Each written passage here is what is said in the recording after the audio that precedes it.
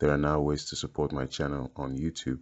So if you like the content that I produce, please consider supporting my channel on Patreon or consider supporting my channel via PayPal. Once again, thank you and enjoy the video. Hey guys, how's it going?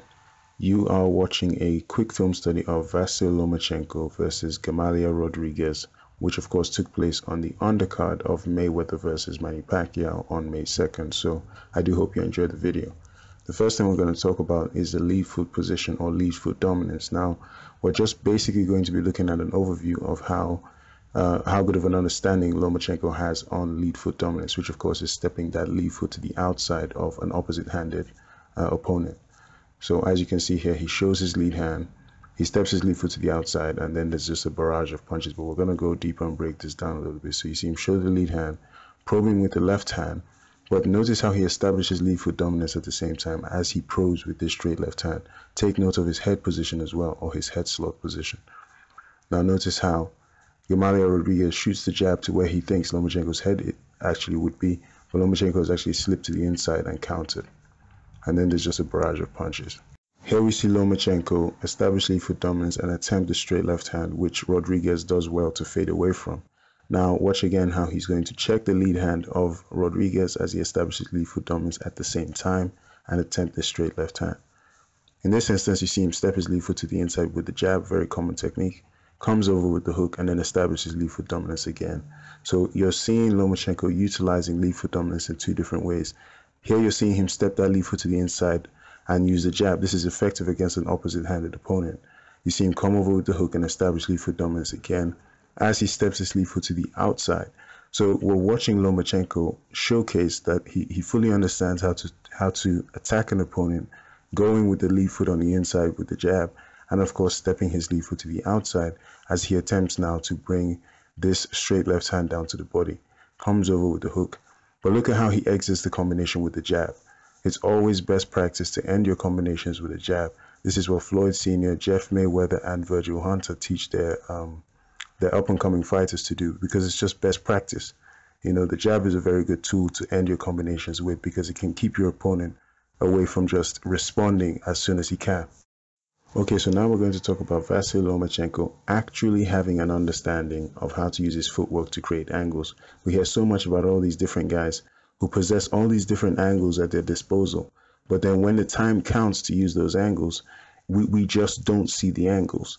Okay, but Lomachenko, he actually has an understanding of how to use his footwork to create advantageous angles. So here we see Lomachenko check the lead hand of his opponent. He changes position very quickly, but you notice he remains defensively responsible as he changes position. He's in a high guard and he's able to catch this hook.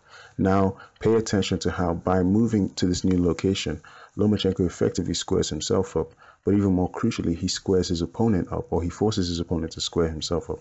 And this is why his opponent, Rodriguez, is going to look to reposition himself and make adjustments. Now, Lomachenko is the one who initiates this, so he's the one in control. As he tries to adjust his foot positioning, he gets caught with the hook and Lomachenko spins outside his lead foot. This is Lomachenko now controlling Gamalier Rodriguez. Notice how he stepped around his lead foot, no different from what Erislandy Lara does to most of his opponents as well. Notice that by Lomachenko stepping outside the lead foot, he has gained an outside angle. Now, in every Lomachenko video, I find myself always having to say this: you never turn on the spot when an opponent takes that type of angle on you. You always step into the free or the vacated space. If you watch Rigondeaux or Rigondeaux, if you watch Floyd Mayweather, you will see they always step into the vacated space. Okay, turning on the spot is suicide. And as you can see, he turns on the spot into a trap set there by Lomachenko. Now let's watch this whole thing again. He checks the lead hand, changes positioning, defensively responsible, catches him with the hook, steps around the lead foot. The guy turns on the spot, which is a cardinal sin, and he takes the right hand as payment for such. Alright, so now we're going to be dealing with the T-line. The T-line is basically lead foot dominance taken to an extreme level. This is where one boxer is completely on the outside of the lead shoulder of his opposite-handed opponent. So you find yourself on the outside. The number of times this happens in this fight is just truly ridiculous. And what you notice is Rodriguez, both his feet, as you notice there, are in between the feet of Lomachenko. Bad position. Watch now as Lomachenko establishes the first T-line. Okay, you see him step around the outside. Notice how Rodriguez, both his feet are in between Lomachenko's feet, as Lomachenko is completely outside his lead shoulder. Left hand to the body. This is not a place you want to find yourself in. It's a horrendous position for Rodriguez. You know, you are a punching bag in that type of position. Lomachenko, again, absolutely quick foot speed. Watch how he establishes the second one. Now, this is basically why the T-line is so bad for you to find yourself on the tail end of this, because Rodriguez can't throw any punches. Lomachenko being outside his lead shoulder means that Rodriguez can't use his jab effectively. Rodriguez's right hand has to go across his body, so that's been taken away, but Lomachenko can use both hands. This is why it's so effective. Now, I say to everybody who's listening to the sound of my voice, this becomes Twilight Zone at this point. Truly absurd, because Lomachenko will establish yet another T-line on this individual. And, you know, once a guy is able to do this at will, you have no chance winning this fight. It's just impossible.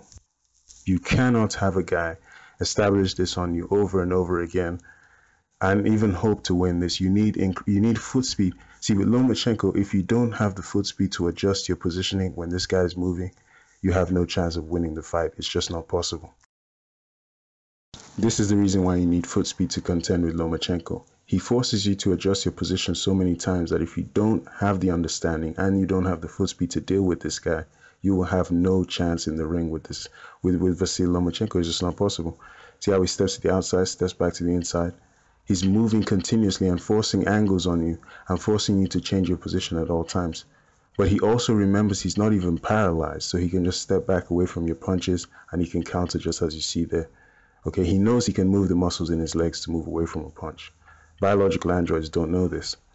Now, watch him use his shifting ability there. Left hand, jab, and you see him perform the Dempsey shift. This man has all the tools, and we're going to break this down just a little bit more. So you see the straight left hand there. Lomachenko performs a Dempsey shift, and we know this because he switches stance after he shoots that left hand. Notice that his feet are now in the position of a conventional boxer, so he looks more like he's in an orthodox position. This is off of that straight left hand. That's the first thing. Now you see off of the jab how he has completed the Dempsey shift. You notice that as he uses his jab, he restores his lead foot, which is his right foot now, into the position that you will more likely see from that of a southpaw.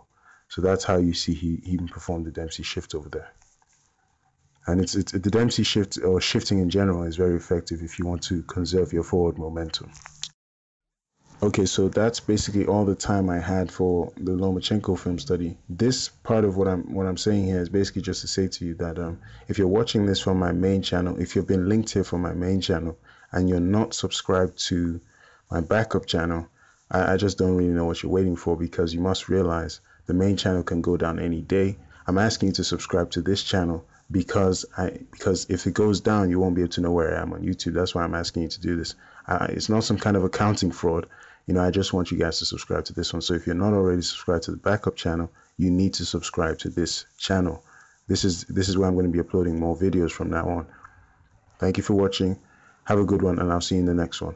And also, of course, I do understand that you guys are expecting longer content, but you have to understand I just don't have the time to make these videos anymore the way I used to. So we just, you know, I mean, I just don't really know what to tell you.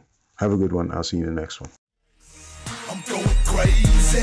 Tell me what the fuck am I supposed to do? What's next? Hard living got me going insane, but I'm addicted to the hustle. I'm trapped in the game. What's next? I'm going.